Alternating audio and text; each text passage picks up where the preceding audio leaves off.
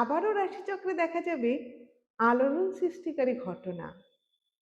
আগামী 22শে ফেব্রুয়ারি দৈত্যাচার্য শুক্র গ্রহটি নক্ষত্র পরিবর্তন করছে। নক্ষত্র পরিবর্তন করে শতভিসা নক্ষত্র থেকে পূর্ব ভাদ্রপদ নক্ষত্রে প্রবেশ করছে দৈত্যাচার্য শুক্র।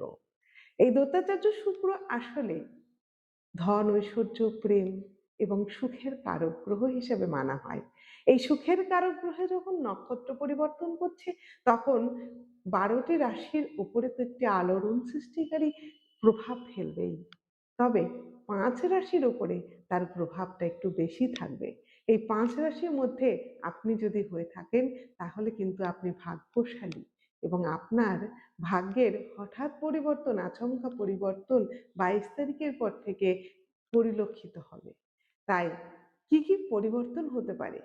শুক্র গ্রহটি আপনার গৃহ সুখ ফিরিয়ে দিতে চলেছে 22 তারিখের পর থেকে।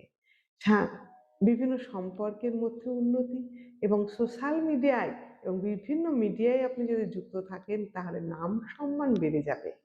হঠাৎই নাম সম্মান আপনার বেড়ে যেতে দেখা যাবে। কর্মক্ষেত্রে উন্নতি, নতুন কর্মপ্রাপ্তি ইত্যাদিও এই 5 রাশির মধ্যে যদি আপনি হয়ে থাকেন, তাহলে আপনি পেতে চলেছেন। দাম্পত্য জীবনের যে ছোট ছোট সমস্যা, ছোট ছোট অশান্তি লেগেই থাকছিল, সেটা দূরীভূত হবে। হঠাৎ যে কোনো কাজ করতে গেলে বাধা, এটাও কিন্তু কেটে যাবে। পদে পদে যে বাধা, তার মুক্তি পাবেন আপনি এই 22 তারিখের পর থেকে।